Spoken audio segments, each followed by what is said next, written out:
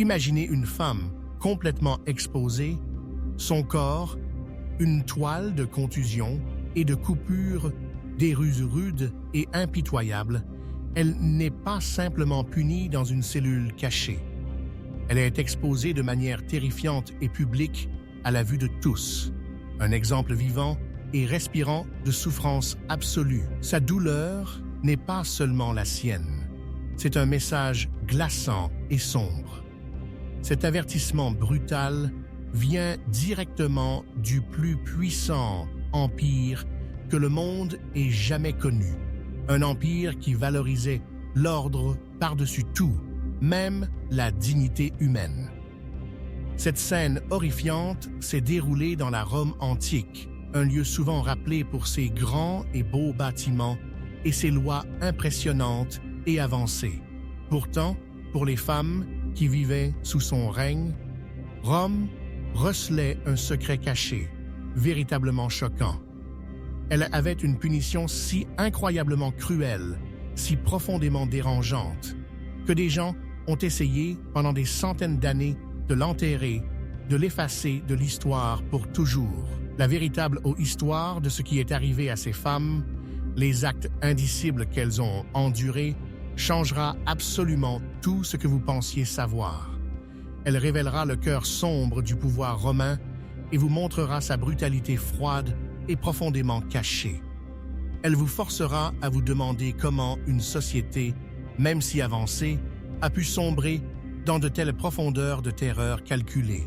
Quel genre de société, une qui nous a tant donné, a pu transformer la souffrance humaine en une forme tordue de divertissement public? Avez-vous déjà ressenti un pressentiment profond et troublant que quelque chose de beaucoup plus sombre, quelque chose de vraiment maléfique, se passait juste sous la surface brillante de ce que tout le monde croyait? Dites-nous vos pensées, aussi troublantes soient-elles, dans la section des commentaires ci-dessous.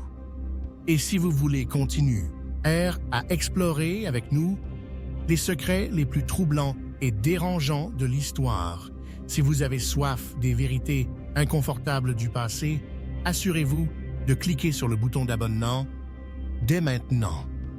Aussi, aimez cette vidéo pour nous aider à découvrir plus d'histoires oubliées. Le puissant Empire romain était mondialement connu pour ses lois incroyablement strictes et son ordre inflexible et absolu. Il était célébré à travers tout le monde antique pour sa pensée avancée, ses manières astucieuses de faire les choses et ses structures incroyables et massives qui tiennent encore bon aujourd'hui. C'étaient des monuments à sa puissance et à son génie ingénieur. Mais sous cet extérieur impressionnant, Rome a aussi perfectionné quelque chose de bien pire qu'une simple exécution. Elle a développé une forme de punition qui allait bien au-delà de la simple mort, au-delà de la simple fin d'une vie. Elle utilisait systématiquement l'humiliation publique et la torture délibérée et prolongée comme une arme de contrôle terrifiante et très efficace. Cette terrible arme était dirigée avec une force particulièrement brutale contre les femmes qui osaient enfreindre ces règles complexes et souvent très injustes. Leur punition ne visait jamais seulement à mettre fin à une vie rapidement et discrètement.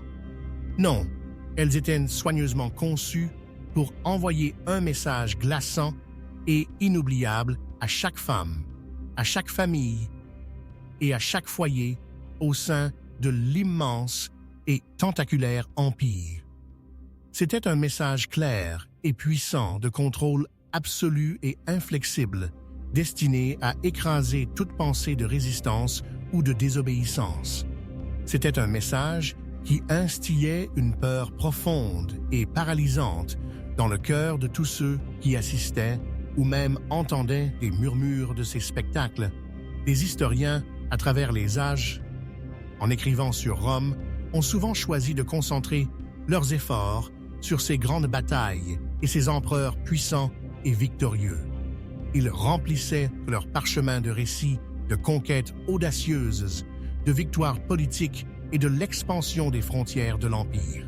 Mais ces mêmes historiens choisissaient parfois de laisser de côté les aspects plus sombres et plus macabres de son système judiciaire.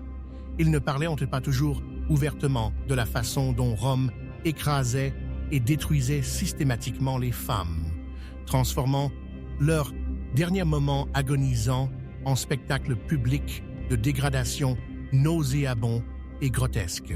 Ce n'était pas la justice telle que nous la comprenons dans notre monde moderne, où il y a une idée d'équité ou de réhabilitation. Ce n'était même pas la justice telle que de nombreuses autres sociétés antiques la comprenaient, qui impliquait souvent des fins rapides et décisives.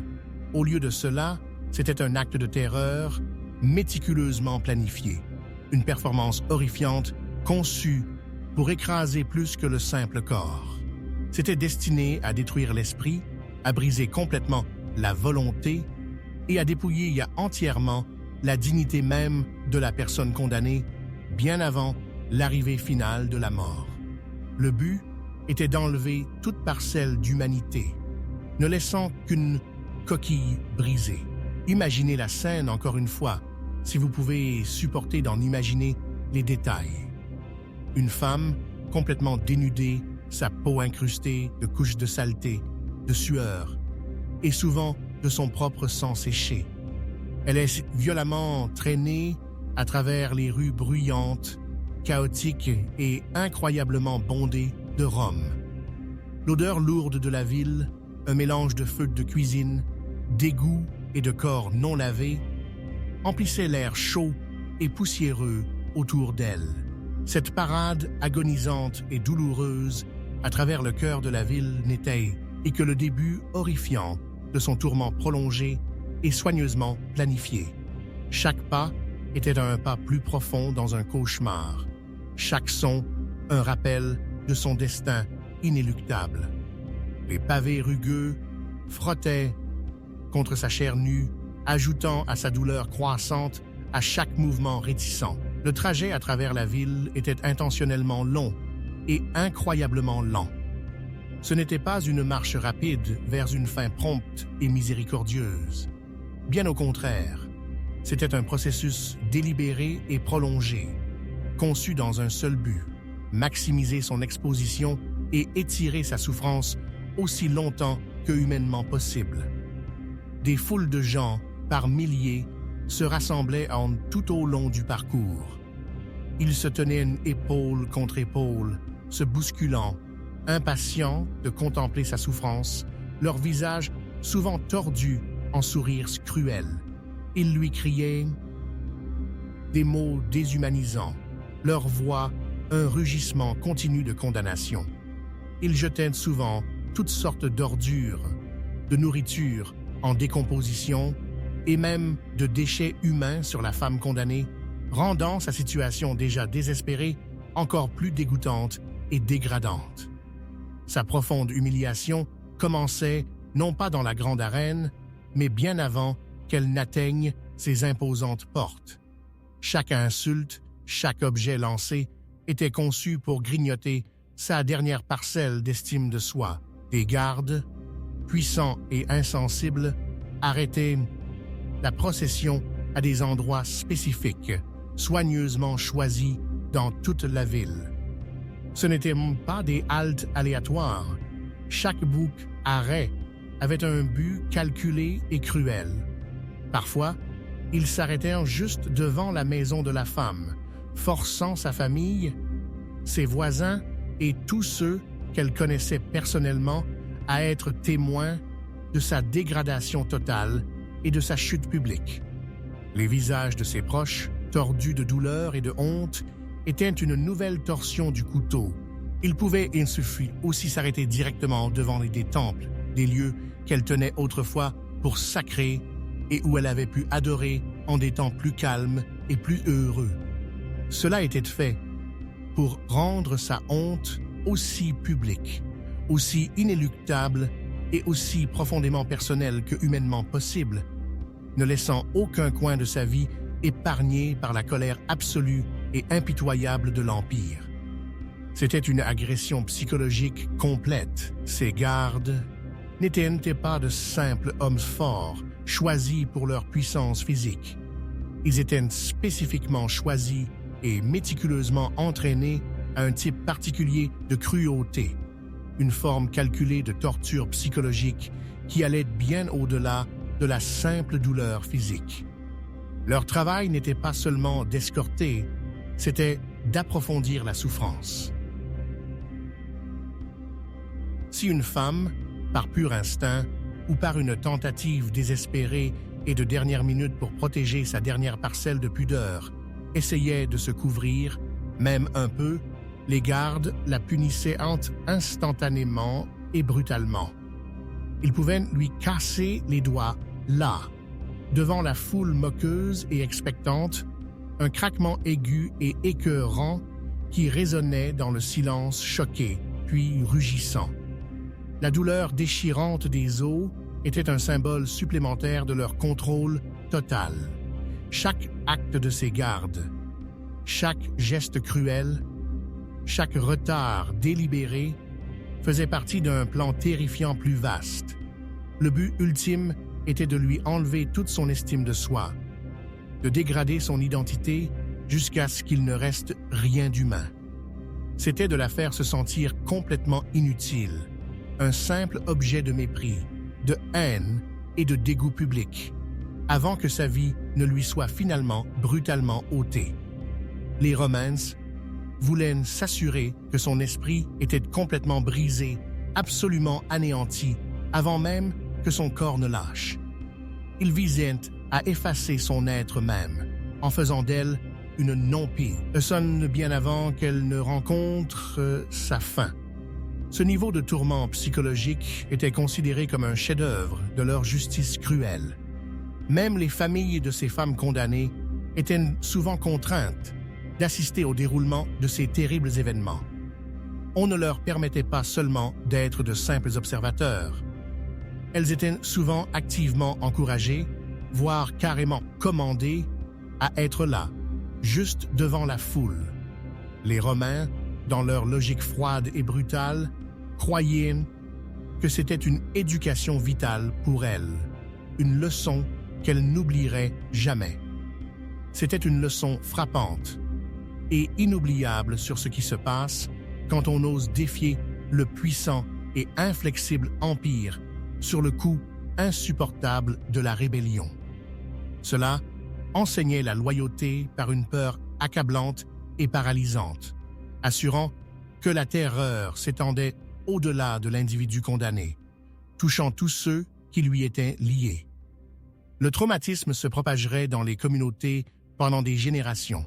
Enfin, après ce qui a dû sembler une éternité de tourments, un voyage à travers un enfer vivant, la macabre procession atteignait le Colisée massif et impressionnant.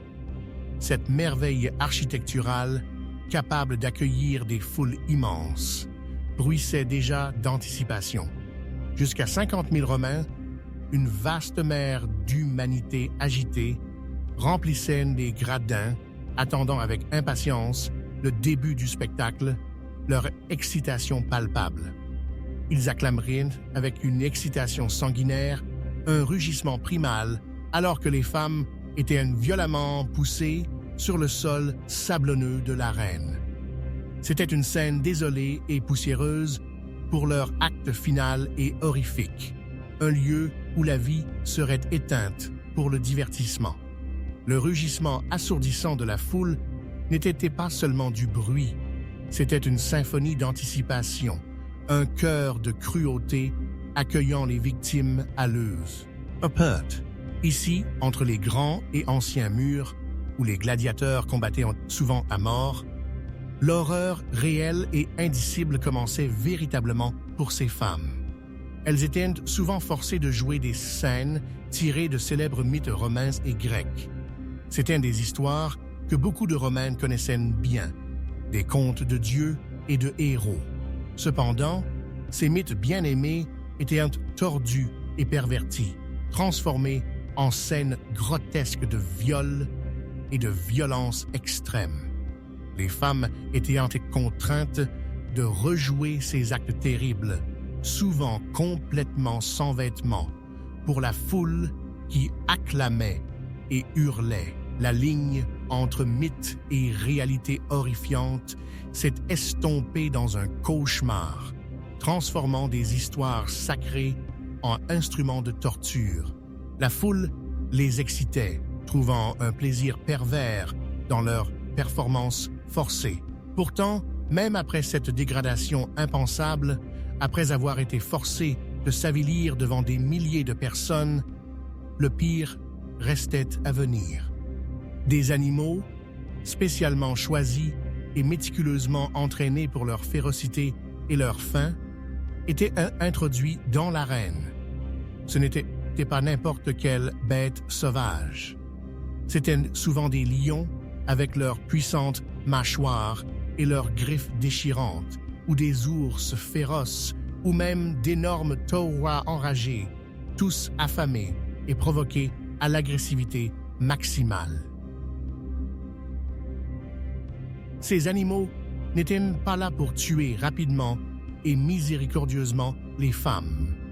Non, ils étaient spécifiquement utilisés pour agresser et déchiqueter lentement les femmes, devant toute l'audience assoiffée de sang, prolongeant l'agonie.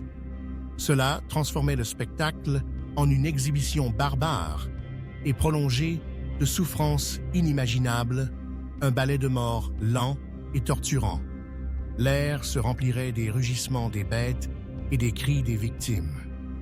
C'était un étalage de barbarie pure, choquante et indicible, une scène qui défiait la compréhension et la compassion humaine. Les cris agonisants des femmes se mêlaient aux rugissements terrifiants des animaux sauvages, créant un chœur horrifiant. À cela s'ajoutaient les acclamations et les cris assourdissants et joyeux de la foule, une combinaison de sons glaçantes. L'air se remplissait de poussière tourbillonnante provenant du sol de l'arène, soulevée par les mouvements des bêtes et des victimes. L'odeur cuivrée et métallique du sang frais devenait forte, se mêlant à la puanteur âcre de la sueur, de l'urine et de la peur absolue.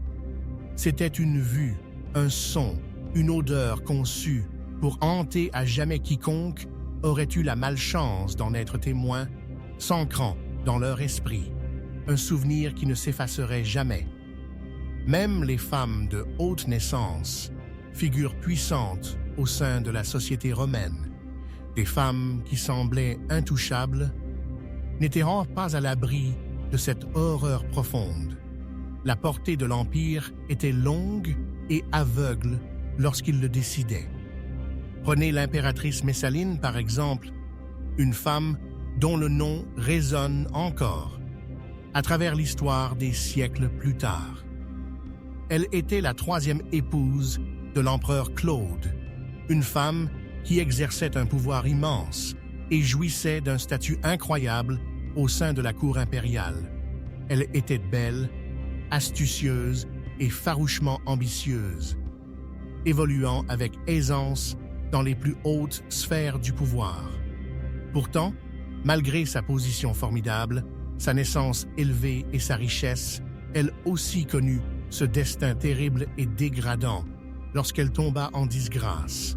Messaline fut dévêtue nue devant une assemblée de sénateurs, les hommes les plus importants et influents de toute Rome. C'étaient les hommes qui façonnaient les lois, conseillaient les empereurs et tenaient le destin de l'Empire entre leurs mains, témoins maintenant de sa chute complète. Elle fut forcée de ramper à quatre pattes, humiliée, et complètement brisée, sa dignité autrefois royale brisée en 1000 morceaux. Ce rituel brutal et public était connu sous le nom de supplicia, une imploration publique de miséricorde qui ne viendrait jamais, jamais.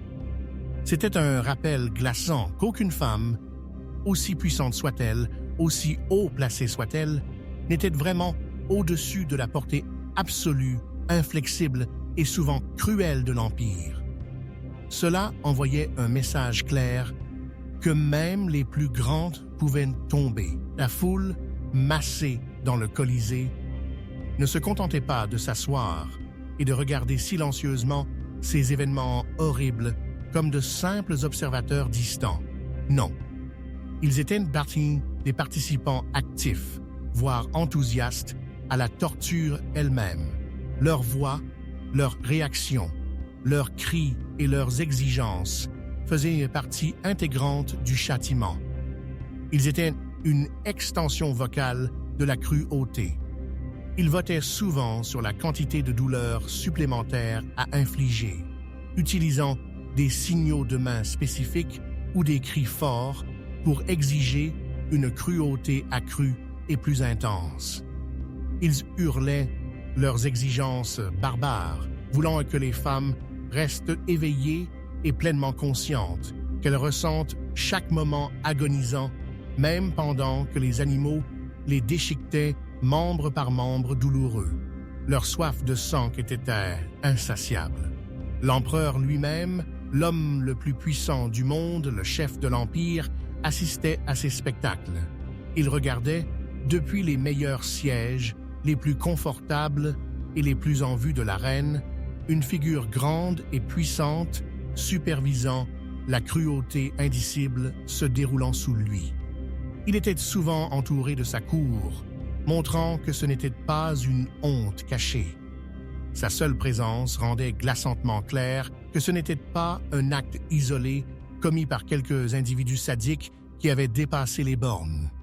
C'était la volonté explicite de Rome, une politique approuvée par l'État, une démonstration délibérée de pouvoir conçu et exécuté avec son entière approbation impériale. Cela faisait partie du système, non une aberration. Mais il y avait une autre punition, encore plus terrifiante, encore plus traumatisante psychologiquement, réservée à un groupe de femmes très spéciales et sacrées. C'étaient les Vestales, des prêtresses dédiées à la déesse Vesta, dont le devoir était considéré comme l'un des plus vitaux et essentiels de toute Rome. Elles étaient chargées de la responsabilité solennelle de maintenir la flamme sacrée de Rome constamment allumée, jour et nuit, année après année.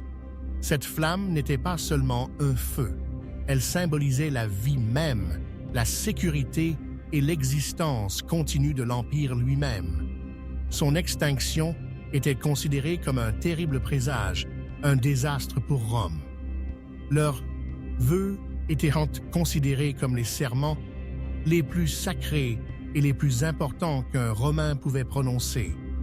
Elles n'étaient pas autorisées à se marier ni à avoir d'enfants pendant 30 longues années pendant qu'elles servaient Vesta. Si une Vestale rompait son vœu solennel de chasteté, si elle s'engageait dans un acte sexuel, sa punition était sans égale.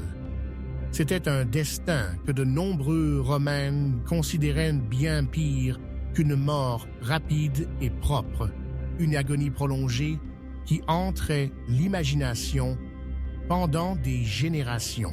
Elle n'était pas passée au fil de l'épée dans l'arène, ni jetée aux bêtes pour être déchiquetée dans un spectacle sanglant, ce qui était une forme courante d'exécution. Au lieu de cela, elle était d'abord battue lentement et méthodiquement, son corps meurtri et brisé, sa chair couverte de marques. Ce passage à tabac était censé symboliser la souillure de sa personne sacrée, la représentation physique de sa pureté brisée, puis, dans un rituel véritablement horrifiant, elle était enterrée vivante.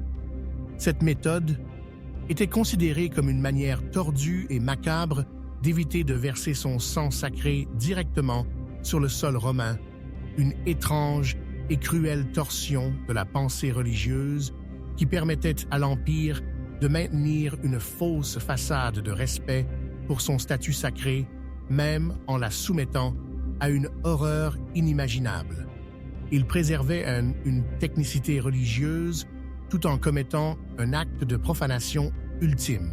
La Vestale, condamnée, était conduite dans une chambre souterraine, une tombe spécialement construite souvent située près des murs de la ville. C'était une pièce sombre, petite et terriblement confinée, construite profondément sous terre, complètement isolée du monde extérieur. L'air serait lourd et immobile, le silence absolu, brisé seulement par sa propre respiration haletante. À l'intérieur de cet espace claustrophobe et inéluctable, on lui donnait juste un peu d'air pour respirer, une petite lampe à huile vacillante pour percer l'obscurité absolue et dévorante pendant un court instant, un petit morceau de pain rassis et une seule tasse d'eau. Ce n'étaient pas des actes de miséricorde, c'étaient des prolongations de la cruauté. Cette maigre offrande n'était pas suffisante pour lui sauver la vie ou la maintenir en vie longtemps. Au contraire, elle n'était juste assez que pour prolonger son agonie, pour s'assurer que sa souffrance s'étirait sur une période déchirante.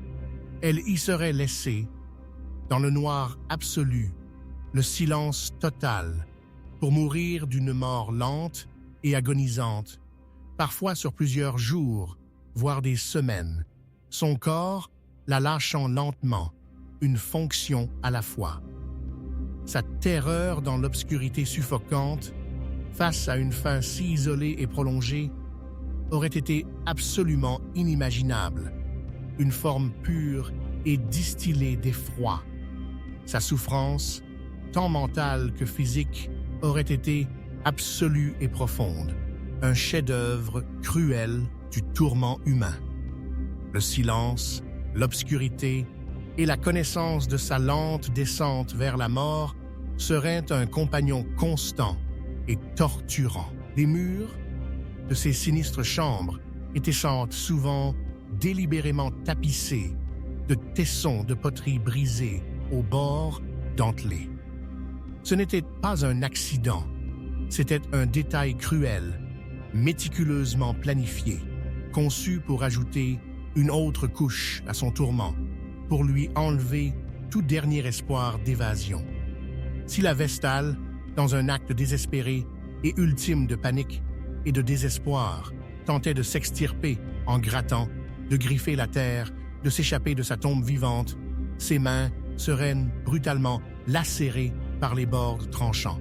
Cela transformerait ses derniers efforts futiles en une douleur lancinante, augmentant son désespoir et marquant physiquement ses derniers instants d'agonie.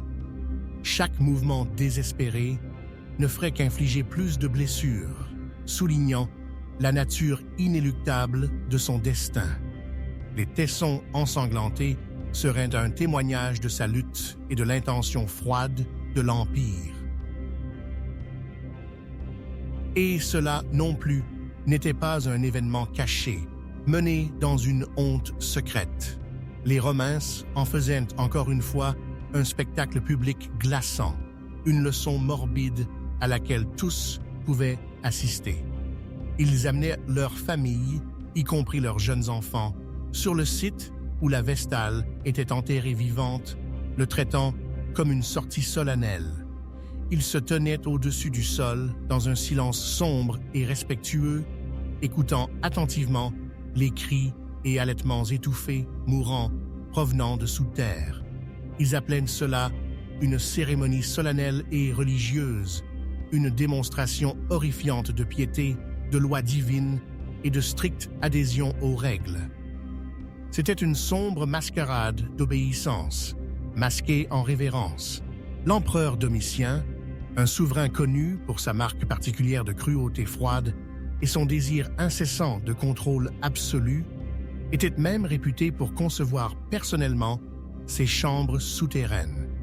Il les planifiait méticuleusement, supervisant leur construction, voulant s'assurer absolument qu'elles causaient le plus de tourments possible. Il aurait pris un grand plaisir pervers à créer ces lieux de souffrance maximale, considérant méticuleusement chaque détail qui amplifierait l'horreur.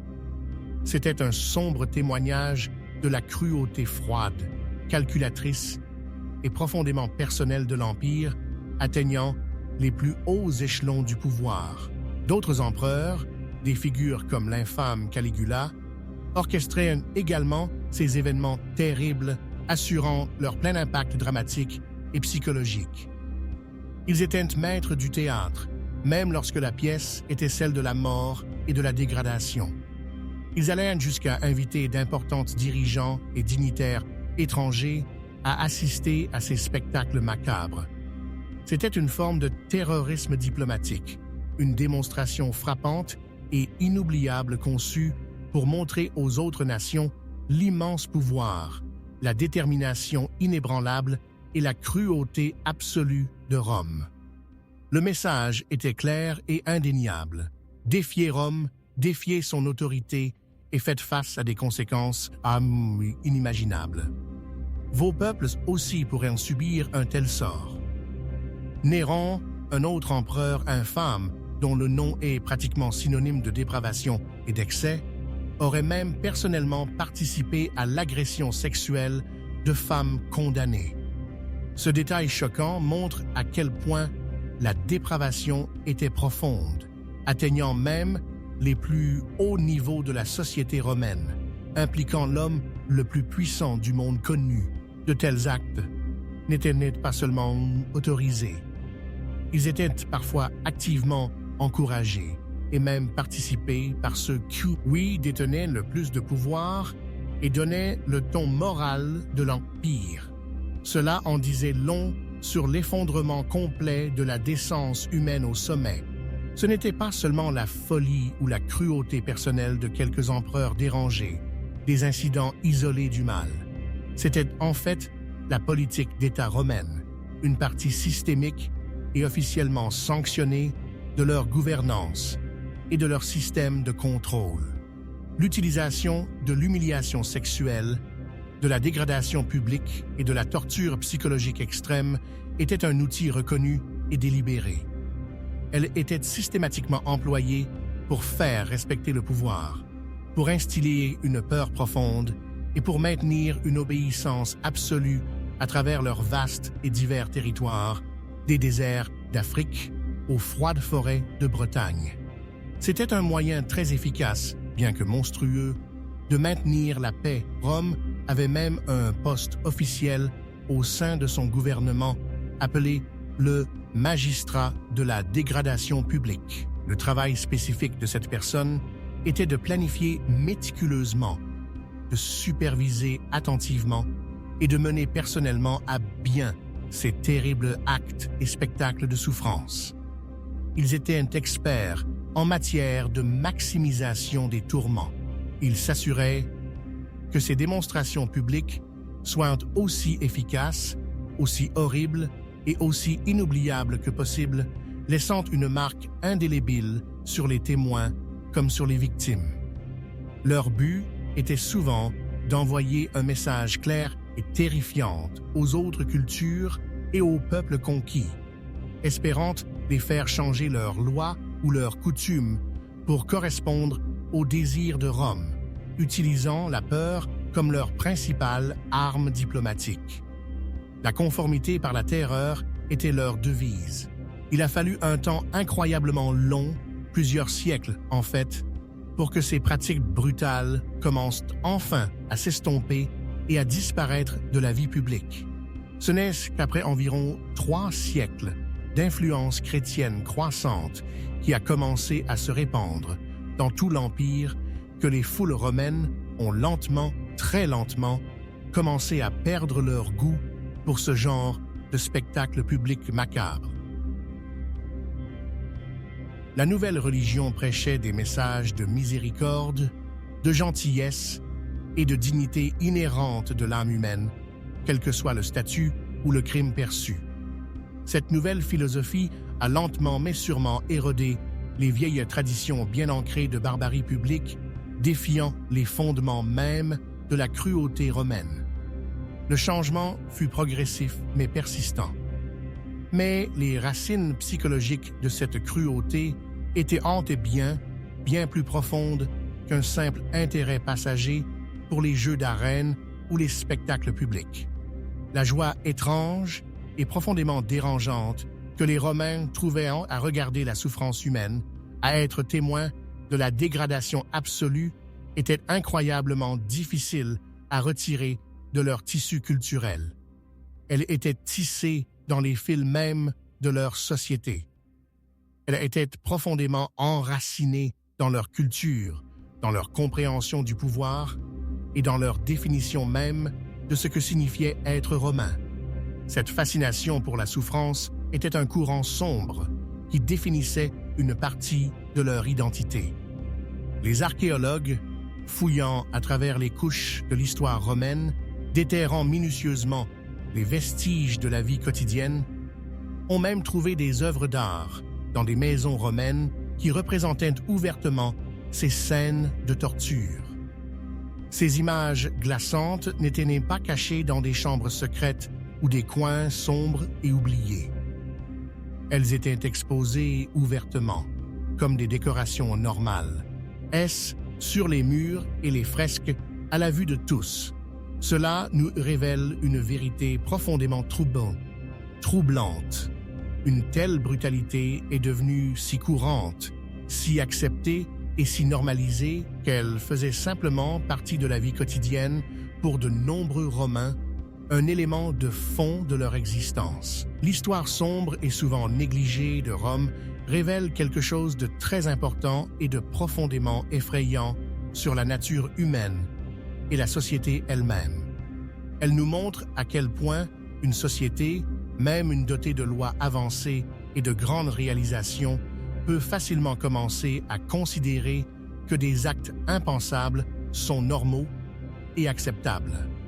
Cela démontre à quel point les gens peuvent facilement devenir désensibilisés à la cruauté extrême, perdant progressivement leur sens de l'empathie et de l'humanité au cours du processus. La ligne entre divertissement et violence abominable peut s'estomper si facilement.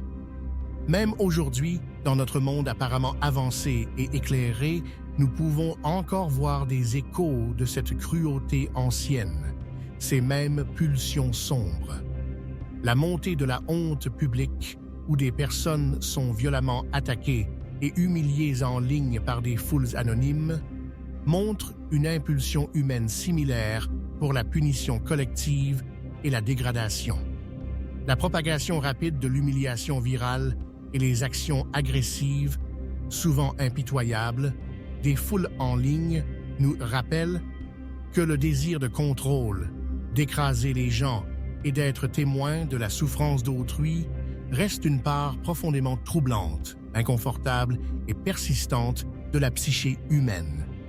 C'est un avertissement de l'histoire que nous devons écouter.